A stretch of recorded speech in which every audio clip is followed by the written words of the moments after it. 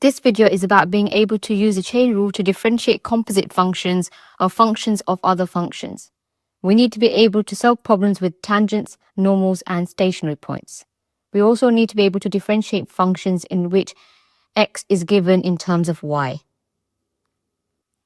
So first, composite function. So fg of x means we apply g first, followed by f.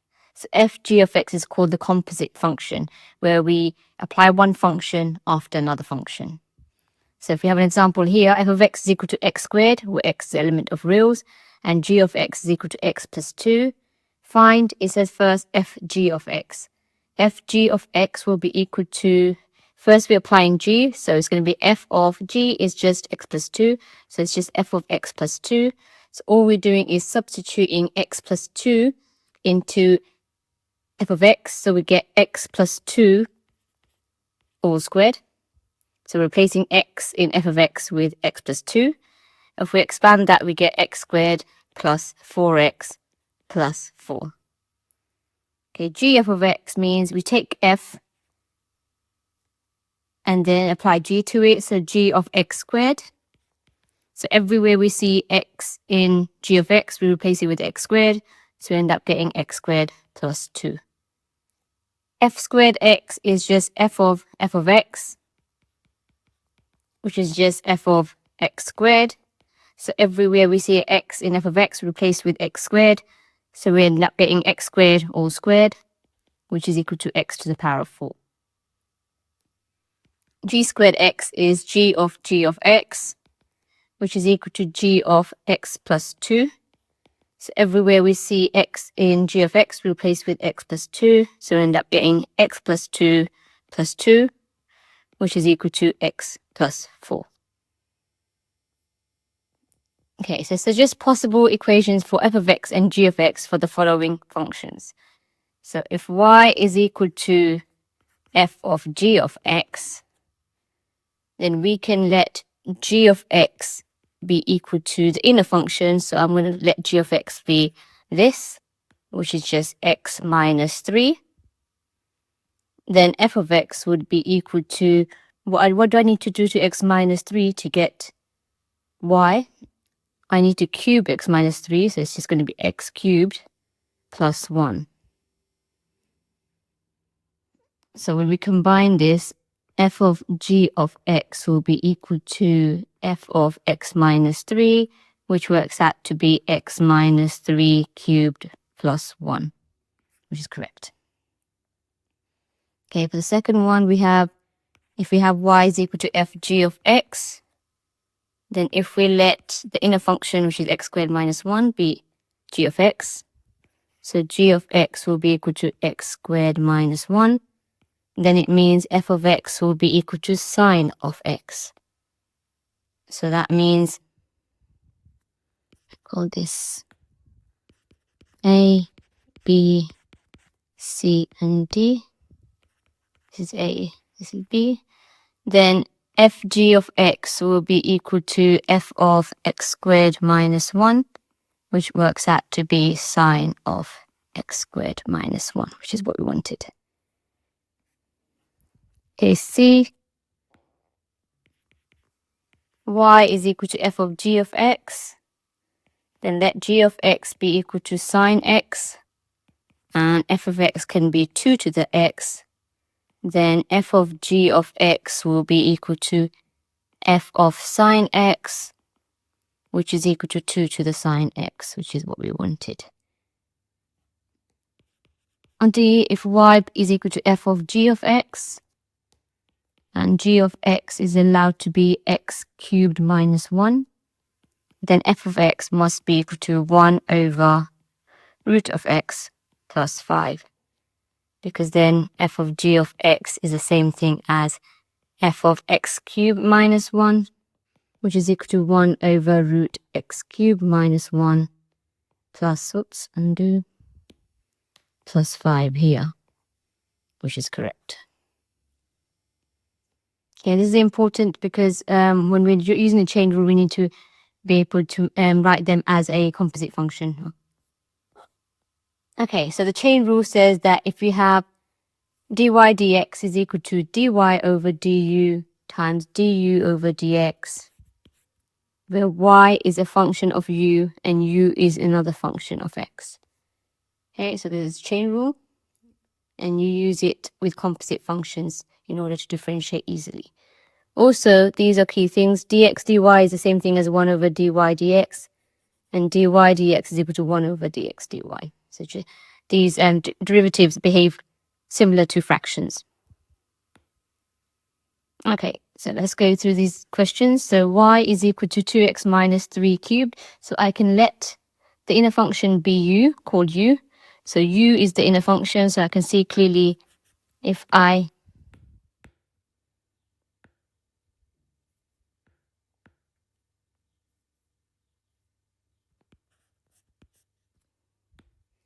call this u is equal to 2x minus 3, then y will be equal to u cubed. Then if we differentiate u with respect to x, we get 2. And if we differentiate y with respect to u, then we get 3u squared. Then dy dx is equal to dy du times du dx, which is 3u squared times 2, which is equal to 6u squared. And if we substitute it back in, the u is 6 times 2x minus 3 to the power of 2. Okay, question 2. So the inner function for that one would be x squared plus 2. So u is equal to x squared plus 2. Then y is equal to u to the power of 5. Du dx will then be 2x. And dy du will be equal to 5u to the power of 4. Then dy dx is equal to dy du times du dx, which is equal to 5u to the power of 4 times 2 to the power of 2 times x, 2x, which works out to be 10x u to the power of 4, which is equal to 10x times x squared plus 2 to the power of 4.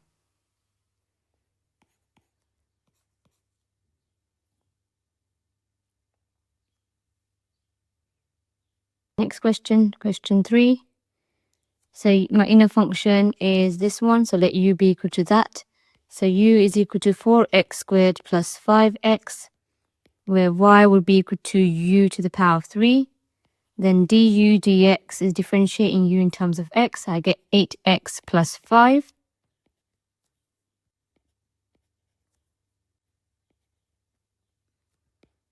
And dy du will be equal to 3u squared.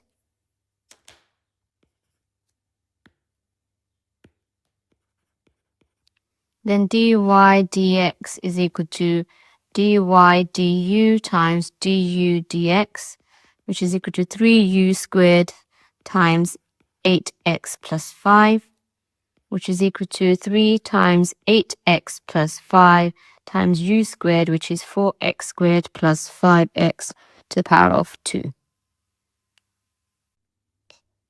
Okay, question 4 now. So the inner function is 3x minus 1. So u is equal to 3x minus 1. Then y is equal to u to the power of a half. If we differentiate u in terms of x, we end up with 3. If we differentiate y in terms of u, we get half u to the minus a half. And then dy dx is equal to dy du times du dx, which is equal to half u to the minus a half times 3, which means we get 3 over 2. U is just 3x minus 1 to the power of minus a half. And we can rewrite that as 3 over 2 with 3x minus root of 3x minus 1 in the denominator as well. Okay, question 5. Then my inner function for this one will be 5x squared plus 2x. So u is equal to 5x squared plus 2x. then y will be equal to 7 over u, which can be rewritten as 7u to the minus 1. Du dx then will be 10x plus 2, and dy du will be equal to minus 7u to the minus 2. So dy dx is equal to dy du times du dx, which is equal to minus 7u to the minus 2 times 10x plus 2, which is equal to minus 7 times 10x plus 2 times 5x squared plus 2x to the power of minus 2, which is equal to minus 7 times 10x plus 2 all over 5x squared plus 2x all squared. Okay, the last one, 6, is looking at the second rule. So if we know x is equal to y squared minus 2y, then dx dy, differentiating x in terms of y, gives us 2y minus 2. But that means dy dx is equal to 1 over dx dy, which is equal to 1 over 2y minus 2. And that means when we want to find the tangent of the normal, we have to substitute the y value in this derivative, not the x value.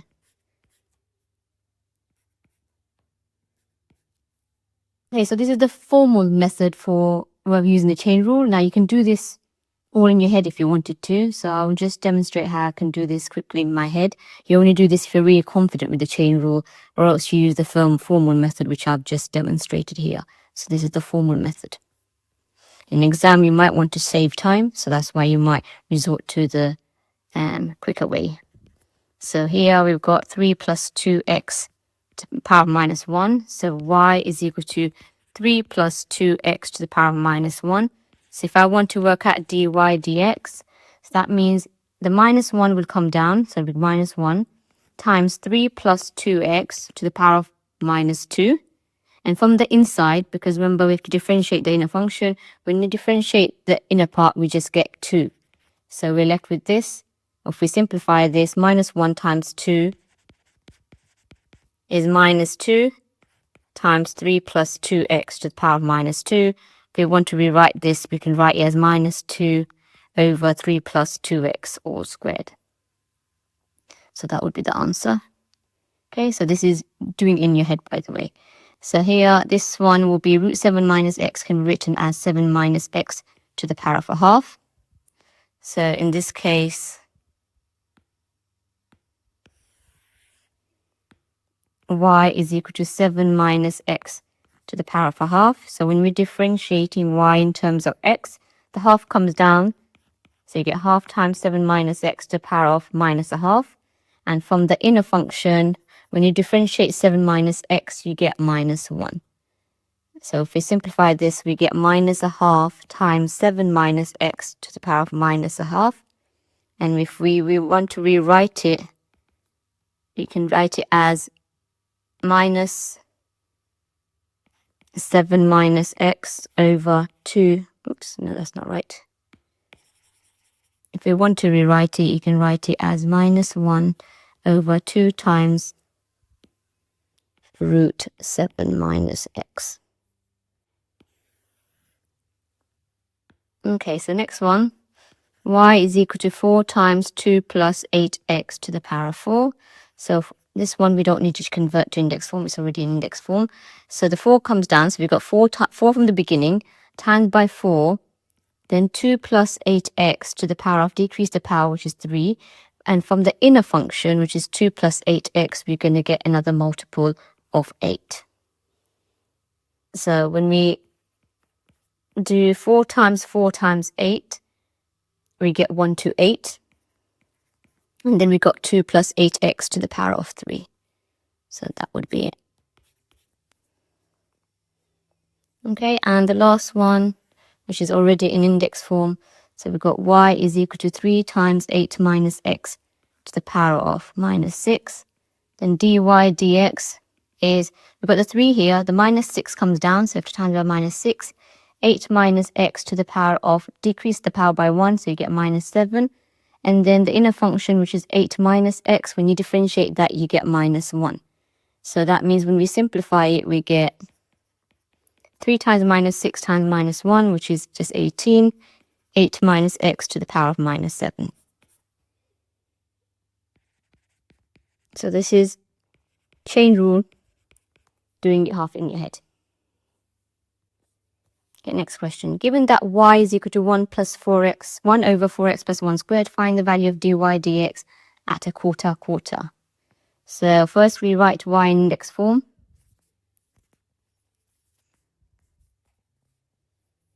So y is equal to 4x plus 1 to the minus 2. So let u be equal to 4x plus 1. So we'll use the formal method. Y is equal to u to the power of minus 2. So du dx will be equal to 4. dy du will be equal to minus 2 u to the minus 3. Then dy dx will be equal to dy du times du dx, which is equal to minus 2u to the minus 3 times 4, which is equal to minus 8u to the minus 3, which is equal to minus 8 4x plus 1 to the minus 3.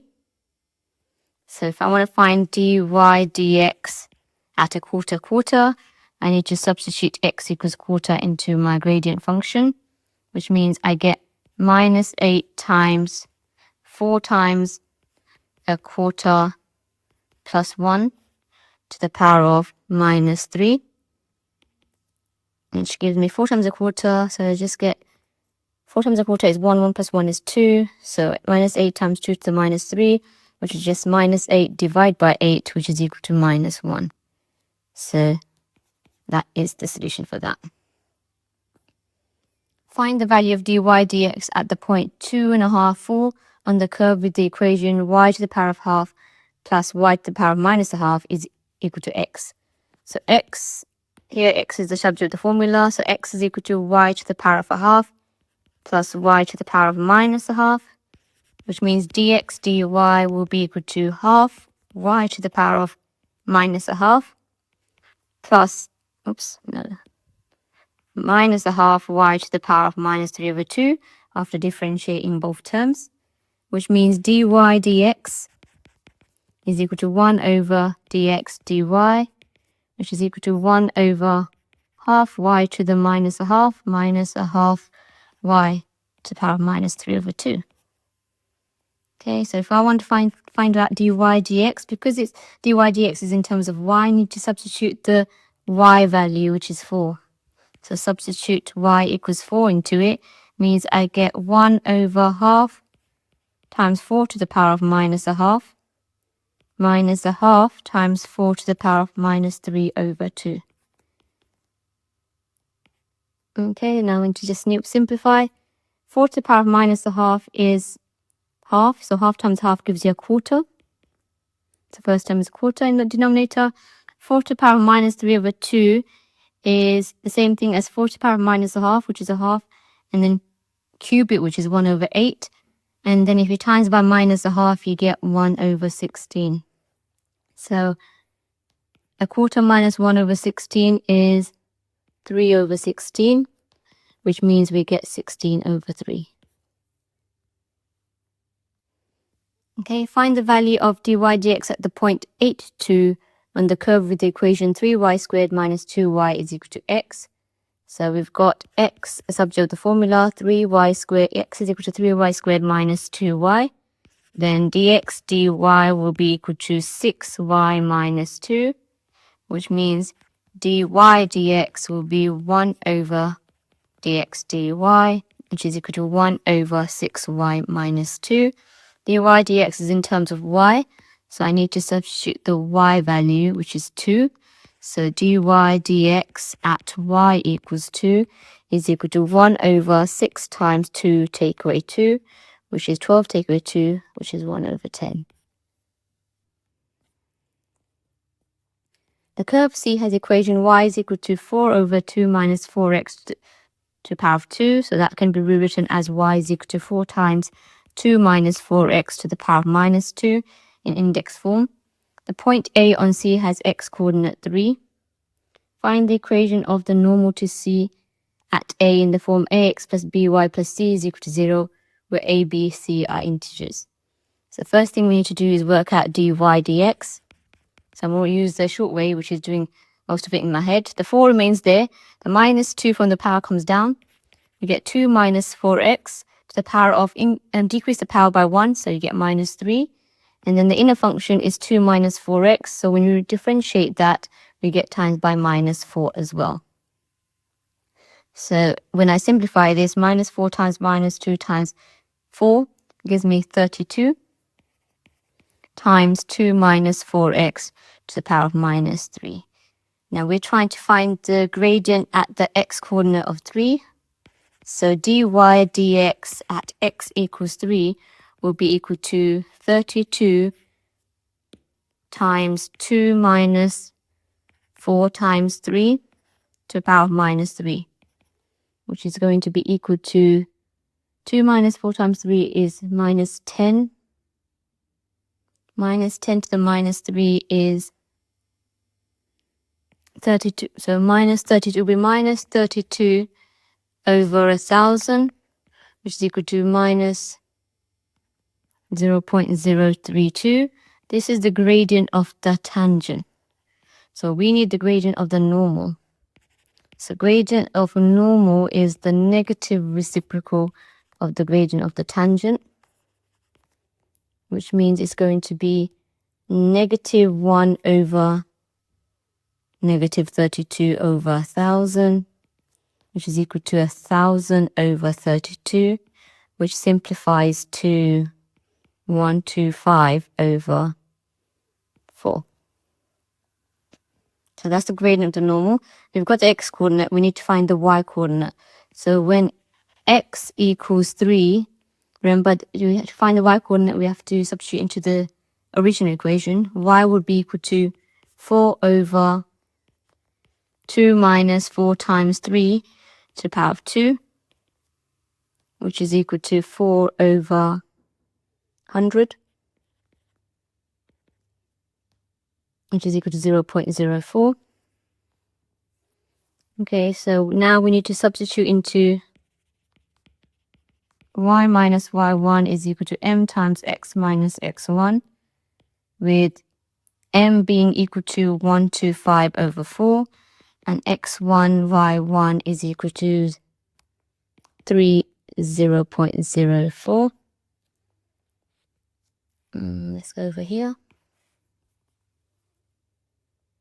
Then y minus 0.04 is equal to 125 over 4 times x minus 3. If we times everything by 100, we get rid of the 0.04. So you get 100y minus 4 is equal to 125 over 4.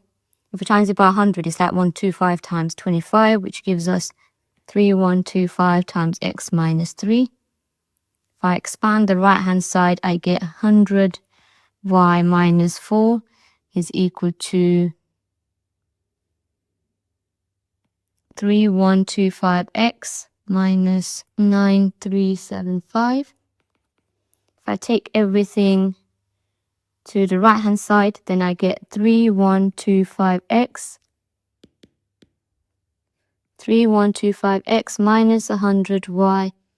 Then I get minus 9375 plus 4, which is minus 9371 equals 0. Okay, last question. The curve has equation y is equal to x squared minus 1 cubed minus 3 times x squared minus 1 squared. Find the coordinates of the stationary point. To find the stationary point, we first need to find dy dx and then equate it to 0 to solve to find the x values of the stationary point. So y is equal to x squared minus 1 to the power of 3 minus 3 times x squared minus 1 to the power of 4, to the power of 2, sorry. So let u be equal to x squared minus 1, then y is equal to u cubed minus 3u squared. Du dx would be equal to 2x. dy du would be equal to 3u squared minus 6u. So if I want to find dy dx, it will be dy du times du dx, which is equal to 3u squared minus 6u times 2x, which is the same thing as 6xu squared minus 12xu. If I substitute the u back in, it's 6x times x squared minus 1 squared minus 12x times x squared minus 1. Now I need to equate this to 0, so at stationary point,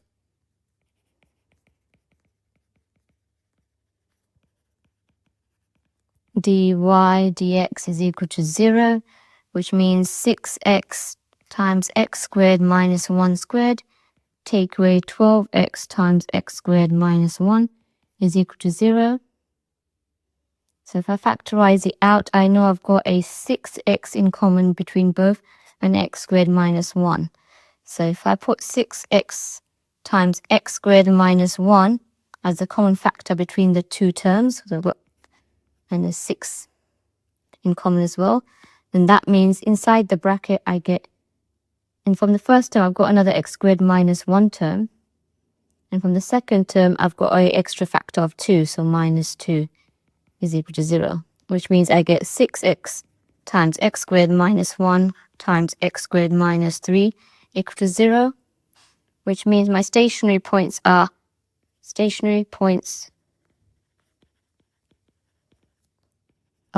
x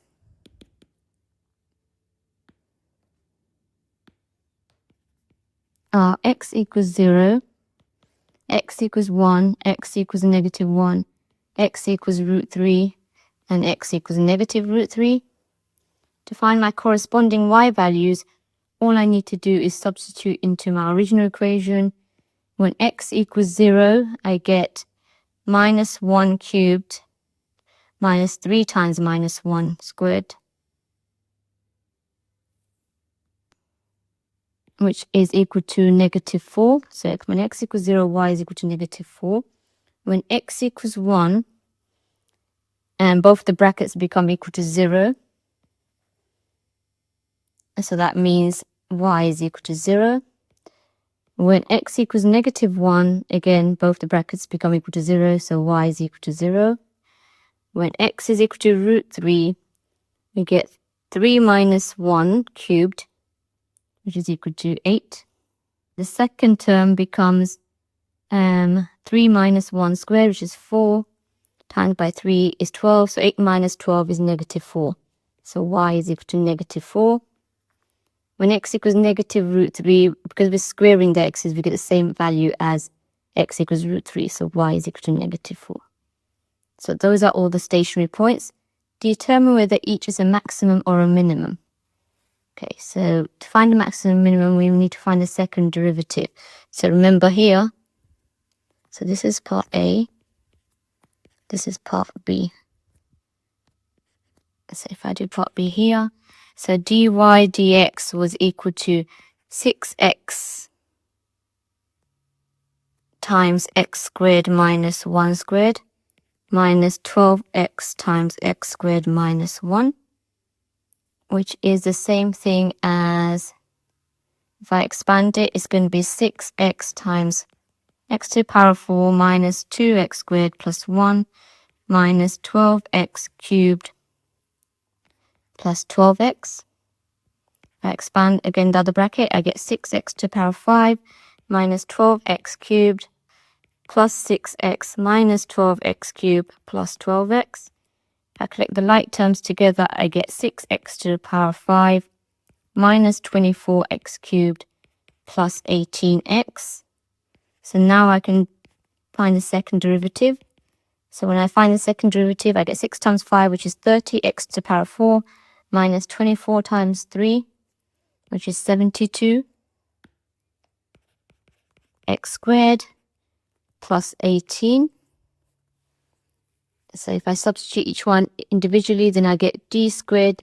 The second derivative at x equals 0 will be equal to 18, which is greater than 0. Therefore, 0 minus 4 is a minimum.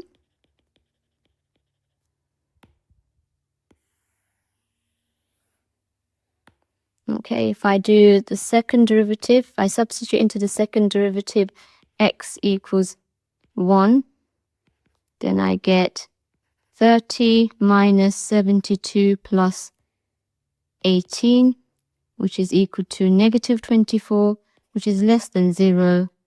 Therefore, 1, 0 is maximum. Okay, now it's find the second derivative, substitute into the second derivative. Oops, I'm writing it wrong.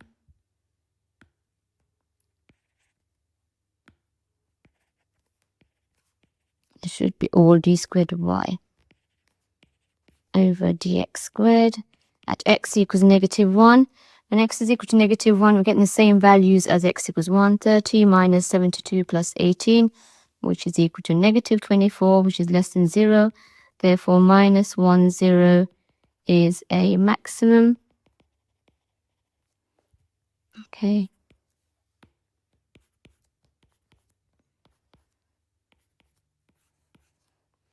Okay, now substituting in x equal to root 3, then we get 30 times root 3 to the power 4, which is 30 times 9, minus 72 times 3 plus 18, which is 72, which is greater than 0.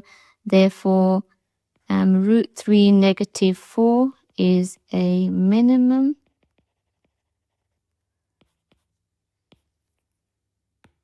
And in a similar way, if we substitute the last stationary point, so d squared y dx squared at x equals negative root 3, we end up getting the same thing, which is 30 times 9 minus 72 times 3 plus 18, which is equal to 72, greater than 0. Therefore, negative root 3 negative 4 is a minimum point. Okay, part C is sketch the curve.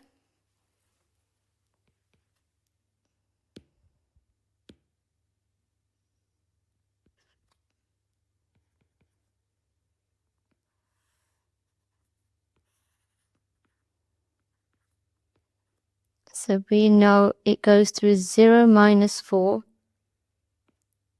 is a 0 minus 4 is a minimum point. 1, 0 and minus 1, 0. So 1 minus 1, this is negative 4, is a maximum. We know it's a quintic, so it's a polynomial of order 5. And then root 3 negative 4 so is a minimum point somewhere here. And root 3, positive root 3 negative 4. So at that point it's negative root 3 and positive root 3 there. So something like that. So this is y is equal to f of x, where f of x is equal to x squared minus 1 to the power of 3 minus 3 times x squared minus 1 to the power of 2.